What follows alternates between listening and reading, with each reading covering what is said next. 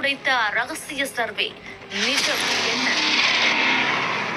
விஜயின் அரசியல் பலரையும் உற்று கவனிக்க வைத்துள்ளது. தாவேகாவிற்கு எத்தனை சீட் கிடைக்க வாய்ப்பு உள்ளது, எத்தனை தொகுதிகளில் வெற்றி பெறக்கூடும் என்ற உறுதிப்படுத்தப்படாத கணிப்புகள் இணையத்தில் வலம் வருகின்றன. அந்த வகையில் 80 இடங்களில் விஜய்க்கு வெற்றி வாய்ப்பு கிடைக்கும் என்ற தகவலும் தற்பொழுது ஓடிக்கொண்டிருக்கிறது. இது சாத்தியமா? இது குறித்து அரசியல் நிபுணர்கள் சொல்வதென்ன?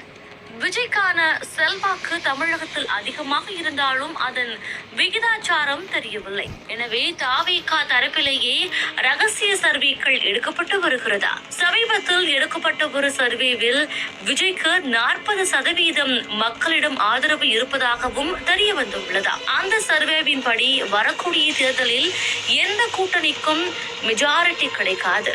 தாவேகாவிற்கு 80 தொகுதிகளில் வெற்றி வாய்ப்பு கிடைக்கலாம். சோழிங்கநல்லூர், திருவள்ளூர், சேப்பாக்கம், திருவல்லிக்கேணி தொகுதிகளில் 50% வாக்குகள் கிடைக்க வாய்ப்புள்ளது. இதில் 60% பெண்களின் வாக்குகளை கை கொடுக்கும்.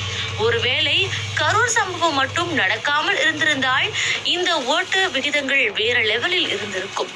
எப்படியும் விஜய்க்கு 80 தொகுதிகளில் வெற்றி வாய்ப்பு உள்ளது என்று சர்வே ரிப்போர்ட் கூறுகிறதா? அதே போல மற்றொரு தாவேகாவின் ரகசிய சர்வேவில் திருச்சி கிழக்கு, மதுரை மேற்கு, திருவாடனை இந்த 3 தொகுதிகளில் தாவேகா மிகப்பெரிய அளவிற்கு வெற்றி பெறும் என்று ரிப்போர்ட் வந்துள்ளதா?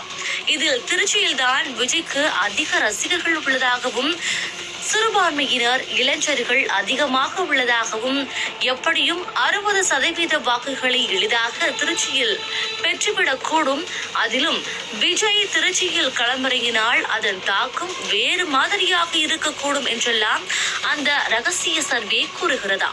இதுபோன்ற சர்வேக்கள் தாவேகாவினரை குஷிப்படுத்தி வருவதாக தெரிகிறது. தாவேகாவினர் சிலர் இது குறித்து கூறும் பொழுது, செங்கோட்டையின் போன்ற சீனியர்களில் வருகையும் வழிநடத்துதலும் தாவேகாவிற்கு வேறு முகத்தை தந்திருக்கிறது. பிரச்சாரத்திற்கு முன்பே 80 தொகுதிகள் என்றால் பிரச்சாரத்தை துவங்கினாலும் இந்த எண்ணிக்கை மாறும்.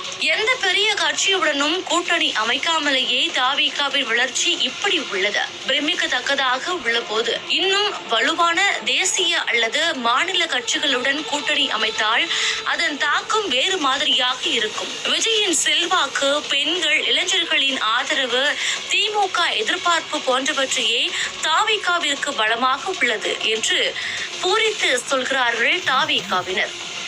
ஆனால்